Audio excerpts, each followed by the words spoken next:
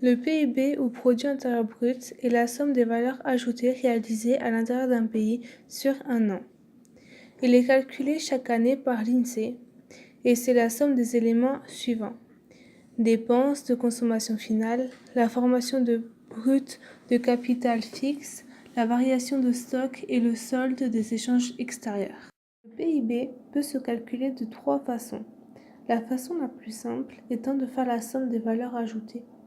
La valeur ajoutée est un indicateur économique qui mesure la valeur ou la richesse créée par une entreprise et donc, par conséquent, calculer le PIB résulte à faire la somme des valeurs ajoutées de toutes les entreprises et des administrations d'un territoire. Toutefois, sur un territoire, le PIB par habitant peut se calculer. En effet, le PIB par habitant se calcule en prenant le PIB d'un territoire et en faisant une moyenne en le divisant par le nombre de personnes résidant sur ce territoire. En résumé, le PIB par habitant montre la croissance du niveau de vie d'un pays. La France est bien située par rapport aux autres pays. En effet, la France est le 3e pays parmi les pays qui ont le plus gros PIB en Europe, derrière l'Allemagne et le Royaume-Uni. Et c'est aussi le 6e pays au monde, derrière notamment les États-Unis, la Chine et le Japon, qui se situent respectivement aux 3 premières positions et bien sûr derrière l'Allemagne et le Royaume-Uni.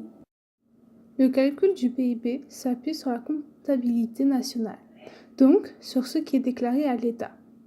De ce fait, il ne prend pas en compte le travail non rémunéré, celui que l'on fait pour soi-même, le travail domestique par exemple, ou encore le bénévolat, ce que l'on produit pour soi-même comme son verger, son potager, ce qui est encore appelé l'autoconsommation.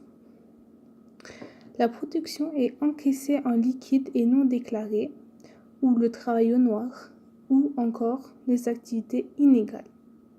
De plus, le PIB mesure des choses qui n'apportent rien à la société, comme par exemple les services facturés inutiles ou inutilisés.